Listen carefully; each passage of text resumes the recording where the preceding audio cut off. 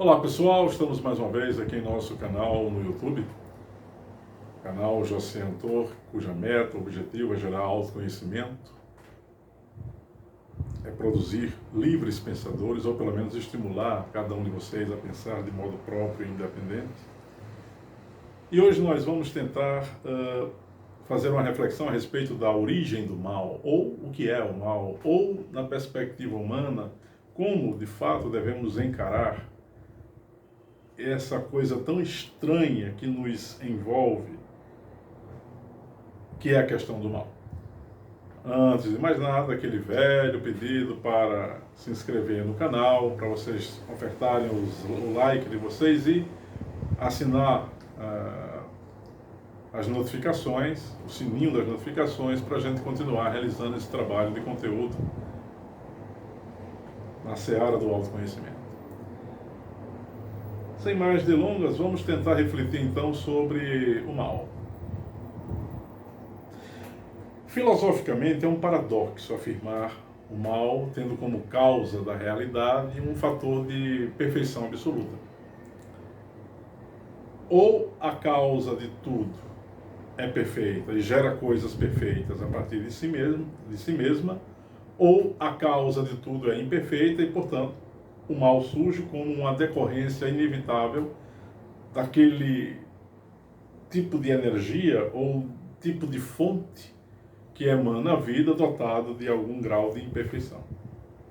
Mas há também um ponto intermediário relacionado às forças que engendram os mundos manifestados, e eu não vou falar sobre isso aqui. Vamos nos deter apenas na ideia do mal. Por que o mal existe? Por que sofremos, já que o sofrimento está alicerçado com o mal? Mas por que existe em nossa psique, em nossa condição mental e espiritual, a deliberada atitude de provocar dor no outro ou de provocar dor em nós mesmos? Já que também o mal ele não fica dissociado da questão da dor, da questão da própria necessidade em fazer atos que se perfilem como sendo danosos ao nosso organismo, à nossa mente e aos outros. Uma das coisas mais inquietantes, sem dúvida nenhuma, é pensar o mal. Mas o que de fato é isso? Se nós pensarmos o bem, nós inevitavelmente teremos que pensar o mal. Mas se nós pensarmos em causa e consequência, em atitudes justas ou injustas, se pensarmos em atos que fogem ao controle humano ou fenômenos e acontecimentos que fogem ao controle humano e que geram algum tipo de dor, sofrimento, superlativos, isso também é o mal, e a causa que engendra a vida, em sendo onisciente, não poderia permitir que os seres emanados dela sofressem em níveis tão intensos assim. Compreendem? De duas uma, ou o mal é produto inevitável da ação humana, ou o mal é o produto inevitável da ação humana adicionado do fator da própria causa que emana a realidade. Wilhelm Friedrich Nietzsche costumava afirmar que sem a condição de superar a dualidade da vida, e ele lança um livro com o título Para Além do Bem e do Mal, ou seja, sem a condição de pensar a realidade fora desses níveis duais, não há possibilidade para o ser humano vencer uma espécie de mal que é terrível, que é a necessidade de pensar a vida sob limites e regras rígidos. E Nietzsche estava correto. Mas isso não muda o estado de coisas, não é, pessoal? Nós sofremos e nós sentimos o mal. A ação deliberada de alguém contra nós, a ação deliberada e cruel de nossa parte em relação também a nós mesmos, no caso de pessoas viciosas que dilapidam o próprio organismo físico com vícios das mais diferentes matizes, ou vícios dos mais diferentes aspectos, isso é uma forma de mal.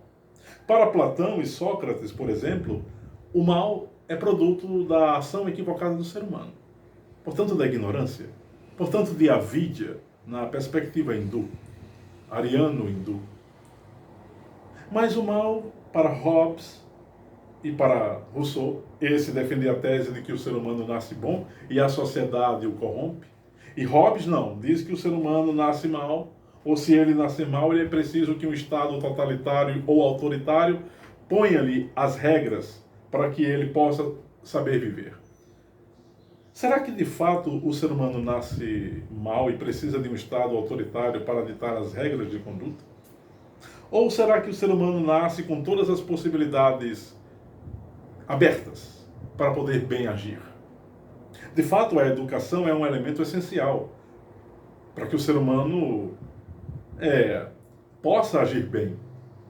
O chamado sumo bem da tradição filosófica antiga.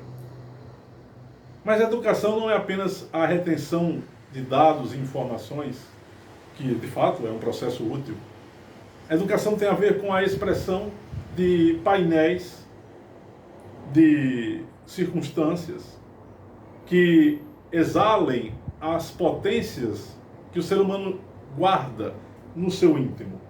Ou seja, estimular o ser humano a interpretar filosoficamente a realidade, a desenvolver algum tipo de habilidade artística ou musical ou poética, fazer com que o ser humano possa expressar sua espiritualidade sem que ele se utilize de processos dogmáticos, religiosos para poder evoluir. Isso nós não vemos na nossa sociedade. A educação integral, holística no caso, ela priorizaria um ser humano voltado para a própria consciência e não apenas o imediatismo das necessidades básicas de sobrevivência. O que é o mal? Já pararam para pensar que toda ação que nós efetivamos gera consequências as mais diversas, que para uma pessoa poderá ser boa e para outra poderá ser má? Porque o nível de evolução dessas pessoas é distinto. E a relatividade do próprio processo evolutivo também é algo que não pode ser expressado. E alguém que se arvore dono de uma verdade inquestionável, afirmando que o bem são esses e o mal é aquilo de lá, também é uma atitude reprovável e equivocada, se a gente quiser levar em conta uma evolução. Afinal de contas, estamos num processo evolutivo que não pode ser refutado. Se o mal existe, ele começa a partir da nossa própria forma de pensar o mundo. Se, por exemplo, começarmos a dar intensidade na nossa sociedade a pessoas melhores que outras, grupos socioeconômicos com mais privilégios em relação a grupos com menos condições, isso gerará um mal terrível na sociedade, como gera em boa parte da civilização humana atual, já que exemplos de racismo estrutural e outros abundam nos fatos do mundo há muito tempo. Mas o mal, ele precisa ser pensado sob a perspectiva também metafísica.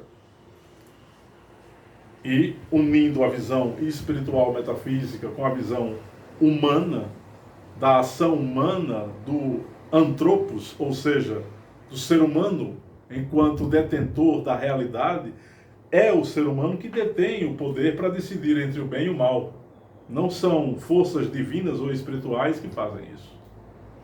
Então, você está querendo dizer, Josiane, que Deus, espíritos, consciências suprafísicas, seja lá o que for, não determina o valor do bem e do mal? Na condição humana, penso que não. Mas se voltarmos à velha questão de Epicuro, seu famoso paradoxo, quando ele afirmava que, existe o mal, tá. Deus sabe que existe o mal, Deus pode acalmar o mal, Deus sabe que existe o mal, Deus sabe que pode acabar o mal, e ele não o faz? Por quê? É o livre-arbítrio. Então o livre-arbítrio é o elemento impeditivo para que um ser onisciente não interfira na ação humana. E parece que de fato é assim. Será que é assim? Mas se o mal é produto da ignorância, como Platão pensava, e o Livro dos Espíritos também fala sobre isso, na filosofia kardeciana do século XIX, por que ele estaria já na própria estrutura da realidade? Se a estrutura da realidade, a causa que a caracteriza de forma mais imediata como sendo os entes criadores, não são constituídos por valores de bem e de mal, e o mal surge na condição humana, só temos uma possibilidade. O mal é produto da ação do ser humano, e não necessariamente de uma força criadora que não é a força divina suprema. Mas vamos dilapidar essa ideia e voltar à causa suprema. Foi essa causa que criou, que foi essa causa que engendrou, que criou os chamados entes criadores, os demiurgos. E qualquer coisa que esses seres façam, a responsabilidade última será de quem?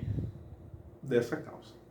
Portanto, no paradoxo de Epicuro, não pode haver uma perfeição absoluta, nem uma onisciência absoluta e nem uma onipotência. Porque se a força divina, a causa primeira, sabe que o mal existe e não faz para deixar de existir, ele é sumamente responsável. Eu gosto de pensar o ser humano como um ser para todas as possibilidades. Isso me libertou, isso fez com que eu não seguisse regras tão limitadas no que tange às questões morais, ou mais apropriadamente, a questão moralista. Eu não sou muito fã de moralismo, mas eu sou um fã ferrenho de moralidade. Porque a moralidade, ela implica na consciência das atitudes de um modo o mais reflexível possível. Ou reflexiva possível. Eu vou ficar com Platão, numa perspectiva mais abrangente. Quando este afirma, repito, que o mal é produto da ação equivocada do ser humano. Rousseau, eu apertaria a mão de Rousseau e diria a ele: meu irmão, de fato, o mal pode ser produto da sociedade que o corrompe, o homem nasceria bom. Mas, Rousseau, deixa eu fazer uma reflexão contigo, cara. Como você sabe que o homem nasce bom? Quais são os elementos que você tem para afirmar isso? Já que quando nascemos em tese, com todas as possibilidades para o bem e para o mal. Mas, Josiane, há um aspecto de índole que você percebe em determinadas crianças quando elas vão crescendo. Elas vão tomando atitudes mais cruéis em relação a outras, ainda que, logicamente, as crianças não saibam o que estão fazendo. Mas observa-se alguns pendores. Observa-se algumas atitudes estranhas nas crianças. Não seria isso uma prova, uma evidência, uma constatação de que em outras existências nós estivemos perambulando por aí? Essas ideias inatas, esses instintos que ficam se desabrochando na medida em que a criança se desenvolve e que não é produto da interferência nem de pais, nem de professores e nem de ninguém, é do próprio espírito reencarnante ou da consciência imantada a um corpo físico. Só tem como efeito de pensar ou como modo para compreender a existência de vidas passadas. Isso é um fato lógico. Então, Rousseau, o mal, o bem, o ser humano não nasce bom necessariamente, mas nasce com todas as possibilidades para a ação. E se nós visitarmos agora, pessoal, a física quântica? Vocês já estão cansados de saber a respeito do velho conceito da física quântica, que diz que, dependendo do modo como o observador interage com a realidade em que ele está ali envolvido, ele produzirá uma mudança na realidade. Então vamos lá. Todos nós somos observadores porque todos nós estamos observando o mundo a cada instante, recebendo as impressões deste mundo e percebendo as nossas próprias impressões. E dependendo do modo como colocamos o foco da nossa mente de maneira intensa, iremos mudar essa realidade mais cedo ou mais tarde. Em assim sendo, um mal absoluto não pode existir, nem um bem absoluto. Já que, segundo Heráclito de Éfeso, filósofo pré-socrático, filósofo da natureza, Panta rei, tudo é fluxo, tudo está fluindo, não existe nada que não dure para sempre. Tudo irá se modificar. E um conceito interessante que eu aqui quero abrir para vocês. A ideia de eternidade como um processo sem fim talvez mereça uma outra reflexão. E se nós pensarmos a eternidade como grandes extensões temporais que voltam a um ponto e reiniciam de uma outra forma? Sim, ao invés de uma eternidade, por que não falarmos em eternidades? Mas isso é um assunto para uma outra live possível, até mesmo para um outro vídeo. Guardem essa informação. Assim sendo, o mal é produto da ignorância humana. Thomas Hobbes diria que não. O ser humano já nasce mal. Ele precisa de um Estado autoritário, uma mão forte que o guie, porque se não for assim, ele extravasará todo o mal que está dentro da sua psique. Hobbes e Rousseau precisariam ter uma conversa. Acho que já tiveram no mundo espiritual. E aqui não estou brincando. Talvez tiveram que renunciar às suas perspectivas e admitir uma nova perspectiva.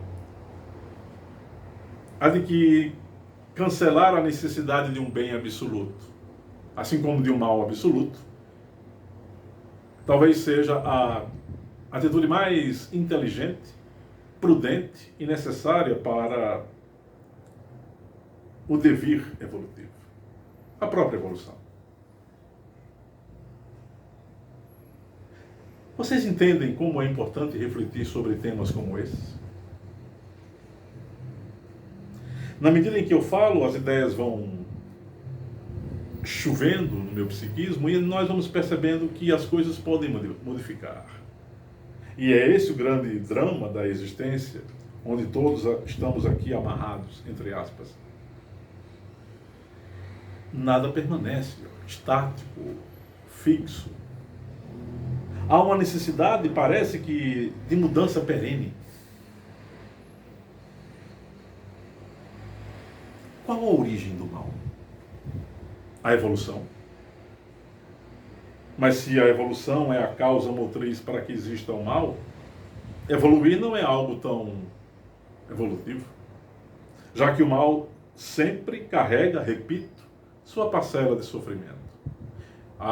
Mas vamos cair naquela velha cantilena de afirmarmos que o sofrimento é necessário para a evolução. Sem o sofrimento não há evolução. Nós só poderemos sofrer pela evolução. Será? Que Deus bom é esse que produziria o sofrimento como um módulo de viagem, automóvel que o conduziria à evolução e, portanto, o sofrimento é esse automóvel? Algo está errado.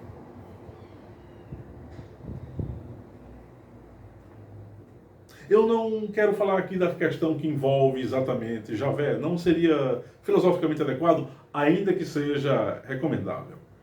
Mas eu quero tentar fazer com que vocês pensem fora da caixinha que envolve o problema de Javé.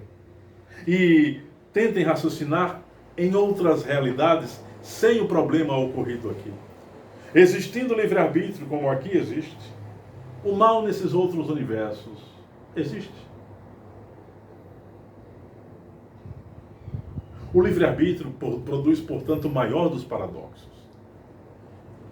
O paradoxo de que qualquer ação é ambivalente.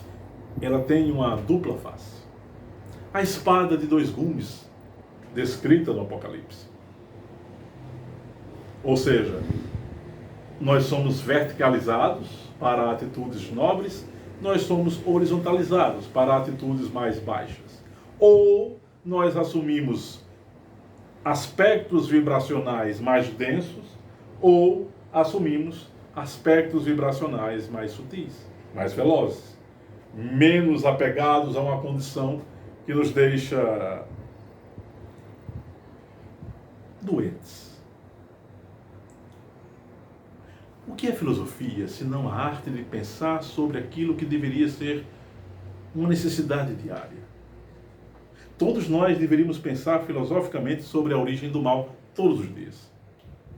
Porque ele está aí batendo a nossa porta a cada instante. É uma atitude mental em relação a alguém? É aquela necessidade de levar vantagem sobre outras pessoas? É a atitude sociopática de prejudicar milhares de pessoas, não importando o que lhes venha a acontecer, mas desde que você tenha um sucesso? Isso é sociopatia do pior nível. E o mundo está cheio de pessoas que estão no alto comando com esse tipo de ação. São pessoas cruéis, cuja ressonância vibratória lhes virá de uma maneira tão intensa que nem aqueles 3 tipos de karma, eu chamo, repito, ressonância vibratória de karma, né? Prarabdha karma, Sanchita karma e Anaikaman karma vão dar conta de tanta crueldade. Há um karma que seria produto de várias vidas passadas que estão ressoando na vida atual, há o karma produzido na vida atual que vai repercutir no futuro, e há o parcelamento do karma integral que nós vamos debitando a cada existência. São os 3 tipos de karma. 3 tipos de ressonância vibratória, e por esse sentido nós poderíamos afirmar numa justiça divina. O karma então é a prova da justiça de Deus. E se nós disséssemos que o karma é produto apenas e tão simplesmente do modo como produzimos a energia e a ela retornamos? Só. Sem justiça. Vocês aceitariam isso? Vamos pensar filosoficamente, sem aquilo que já está posto pelo estudo de doutrinas filosóficas espiritualizadas. O fato é que o mal é produto, sim, da ação humana, é produto, sim, da ação de forças que superam a condição humana, as duas coisas se casam, e que o sofrimento, como decorrência inevitável da atitude do mal, nos faz acordar para algo que nos choca.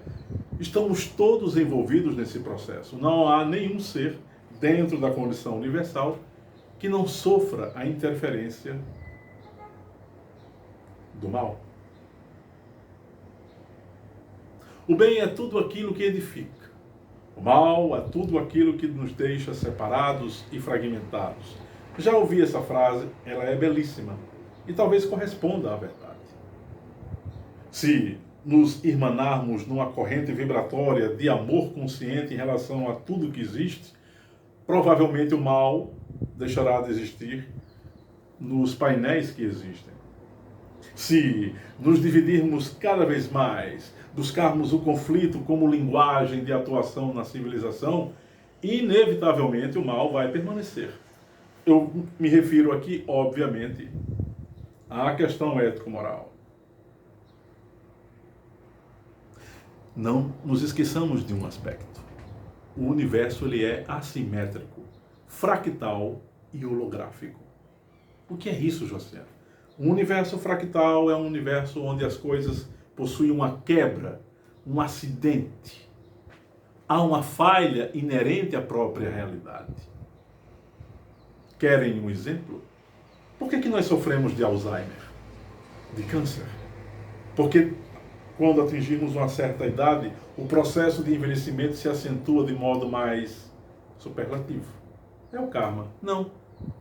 É algo que fugiu aos parâmetros da perfeição. Estamos num universo, portanto, fractal holográfico. Holográfico, cada parte do universo possui o todo na sua própria constituição. E cada parte se replica em outras partes. Ele holograma uma parte e nessa parte o todo está ali reservado. Portanto, o universo ele é assimétrico, holográfico e fractal. mas ele também é possibilístico e evolutivo. Eu acho que talvez vocês venham a concordar comigo que o universo é um grande paradoxo. Aliás, eu sou apaixonado por esse tipo de conceito. Eu estou aqui brincando, mas de fato é um grande paradoxo. No universo você tem a possibilidade para ser o que você quiser. Quando alguém ou alguma força ou grupo de pessoas ou ideologias ou doutrinas dizem para o que você fazer, desconfie. Busquem a si mesmos no questionamento filosófico sobre os parâmetros da realidade. O mal é produto da ação humana, mas é produto da ignorância que essa ação humana produz e engendra. Mas também é uma força inevitável de parâmetros equivocados na estrutura da realidade universal. E é possível uma realidade com perfeição absoluta? Talvez isso seja tema para uma outra reflexão de nossa parte. Eu gosto de pensar na ideia de aperfeiçoamento progressivo. E voltando à perspectiva de Epicuro sobre o fato de Deus não ser onisciente de modo absoluto, eu apertaria a mão de Epicuro e lhe diria: cara, eu acho que você acertou. A própria condição deífica busca informação, o que implica dizer que há uma parcela de ignorância na deidade. Isso é um sacrilégio, Josian, não se diz isso. Filosoficamente, nós temos que nos abrir. E eu não estou afirmando verdades. Mas, efetivamente, o fato da deidade ser progressivamente onisciente não lhe diminui o poder ou a majestade, se vocês quiserem que eu fale de uma maneira mais suave. Aliás, esse conceito é evolutivo. Deus estaria evoluindo também. E a sua onipotência também ficaria alicerçada nessa busca por informação ou por aquilo que ela, em tese, ignora. Portanto, haveria uma onisciência, uma onipotência progressivas da parte dessa tal suposta deidade. Repito, não estou falando dos demiurgos e nem do demiurgo Javé. Mas o que é o mal? O mal é o excesso, mas também a falta, a ausência. O mal é o limite onde o ilimitado deveria atuar, como na imaginação. E é o poder que nos faz, a condição que nos faz temer e buscar desesperadamente saúde, prazer e vida. Então, o mal nos estimula ao bem? Parece que sim. Reflita. Pense. Não se limite ao que esse filósofo pretenso tenta estabelecer com as suas lives e vídeos como verdade inquestionável. Ao longo de 20, 30 anos, aprendi sobre os ombros de gigantes que nós precisamos deixar de lado qualquer pretensão de verdades inquestionáveis. E um tema como esse, a respeito do mal, exige reflexão diária, contínua, perene, portanto permanente. O que é o mal? Não deixem de pensar. Aqui apenas ofertei um leque de possibilidades para vocês movimentarem a consciência e pesquisarem a fundo tema tão necessário. Porque se nós refletirmos não intelectualmente, mas com a vivência diária, observando as nossas emoções e a nossa atitude mental, o modo como interagimos com os nossos irmãos, com a natureza que nos envolve, com o nosso próprio pensamento e com o nosso corpo, nós vamos descobrir coisas muito mais interessantes do que simples teorias a respeito do bem ou a respeito do mal. Compartilhem nosso canal, se inscrevam, assinem o sininho das notificações E em outro momento nós retornaremos com o nosso canal Josiane Tor. Um abraço fraterno a cada um de vocês.